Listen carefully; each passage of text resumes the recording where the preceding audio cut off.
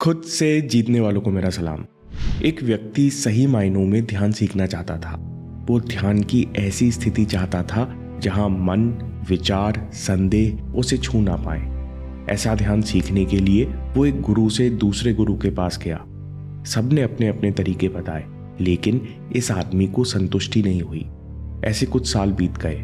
व्यक्ति निराश होने लगा। फिर किसी ने कहा, अगर तुम सच में गुरु खोजना चाहते हो, सच में ध्यान सीखना चाहते हो, तो तुम्हें हिमालय जाना पड़ेगा। वहां पर एक बाबा है जो तुम्हें मन के पार जाना सिखा सकते हैं।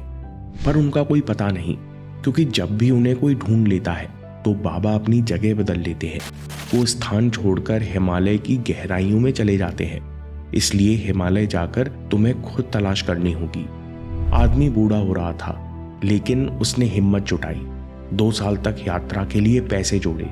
फिर कुछ दिनों की कठिन यात्रा करके वो हिमालय की तलहटी पहुंचा। लोगों से पूछताछ की।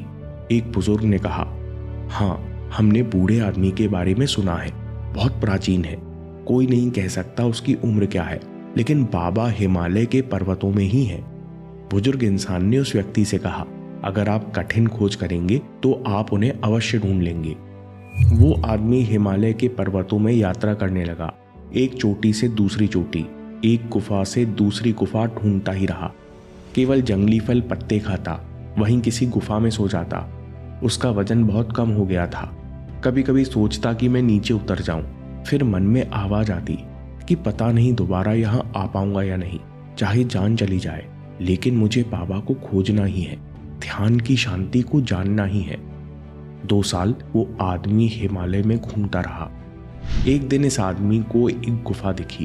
गुफा ऊंचाई पर थी, लेकिन इसके बाहर एक दरवाजा बना हुआ था। यहां जरूर कोई रहता होगा। ये सोचकर उस व्यक्ति की आंखें चमक उठी। बड़ी कठिनाई से वो उस गुफा तक पहुंचा। बहुत थक गया था। उस आदमी ने उत्सुकता से देखा, लेकिन गुफा में कोई नहीं था। ऐसा लग रहा था कि काफी दिनों से गुफा के अंदर किसी ने कदम नहीं रखा था। आदमी थक कर चूर था, वहीं धूल भरे फर्श पर लेट गया। उसने बोला, मैं हार मानता हूं। अचानक ही हिमालय की ठंडी गुफा में उसका हृदय आनंद से भरने लगा। उसने ऐसा आनंद कभी नहीं चखा था। अचानक उसे महसूस हुआ कि वो अंदर से एक अनोखे प्रकाश से भर रहा है। सभी विचार गायब हो गए। अचानक उसका व्यक्तित्व परिवर्तित हो गया, और ये सब बिना किसी कारण के हुआ। उसने कुछ भी नहीं किया था। और फिर उसे महसूस हुआ कि कोई उसके ऊपर झुक रहा है। उसने अपनी आंखें खोली। एक बहुत बूढ़ा बाबा उसे एकटक देख रहा था।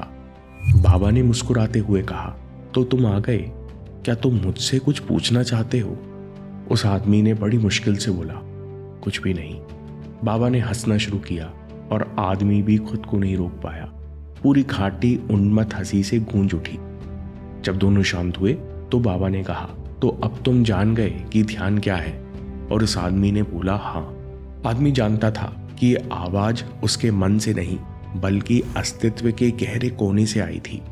जब उस आदमी ने हार मानी, तब मन ने, उसके अहंकार ने हार मानी। लक्ष्य और प्रयास, दृश्य और दृष्टा दोनों गायब हो गए। उस पल वह आदमी पहले जैसा नहीं रहा। उसने अस्तित्व के शून्य को छू लिया। उसके अंदर सिर्फ विशाल, आनंद से भरी खामोशी थी। वो सालों यात्रा के बाद जान गया था कि ध्यान क्या है। ओशो कहते हैं कि ध्यान मन की वो अवस्था है जिसमें किसी लक्ष्य की चाह नहीं होती। ये लक्ष्यहीनता, मन का शांत हो जाना ही असली ध्यान है। जब व्यक्ति अपने अहंकार को छोड़ देता है, अपने प्रयासों को छोड़ देता है, तो वह स्वयं के स्रोत में मुड़ जाता है। वहीं असली शांति और आनंद निवास करते हैं। ध्यान का लक्ष्य कुछ पाना नहीं, ये अपने होने की, अस्तित्व की पूर्ण स्वीकृति है, जिसमें कोई कमी नहीं है, कोई सुधार की जरूरत नहीं, कोई प्रयास की जगह नहीं। ओशो कहते हैं, जब ध्यान करें तब याद रखें कि लक्ष्य नहीं, सिर्फ मौजूदगी है। त्याग में ही पूर्णता है, शांत होने में ही जीत है, और तभी उस पल आपको भी स्वयं की गहराई का अनुभव होगा, जिसका वर्णन शब्दों में नहीं किया जा सकता। ओशो कहते हैं कि लोग मुझसे पूछते हैं कि ध्यान कैसे लगाएं। मैं उनसे कहता हूँ आपको बस खाली रहना है, ध्यान तो अपने आप खिल जाता है। ध्यान करने के लिए बस खुद से पूछो, खुद को खाली कैसे रखें, बस इतना ही है। जब इंसान अंदर मुड़ने की कोशिश करता है तो डर जाता है, क्योंकि अंदर तो उथल पुथल है और ये घमासान आपका ही मचाया हुआ है और इसे आपको बिना विचलित हुए पार करना है। इसलिए ओशो कहते हैं अंदर मुड़ने के लिए हिम्मत चाहिए। आपको बिना प्रयास के, बिना लक्ष्य के केवल मन को देखना है। लक्ष्य बनाओगे तो मन के प्रति रिएक्ट करने लगोगे। प्रयास करोगे तो किसी टेक्निक तक सीमित हो जाओगे। जैसे जैसे केवल आप देखते हो वैसे वैसे मन खाली होने लगता है।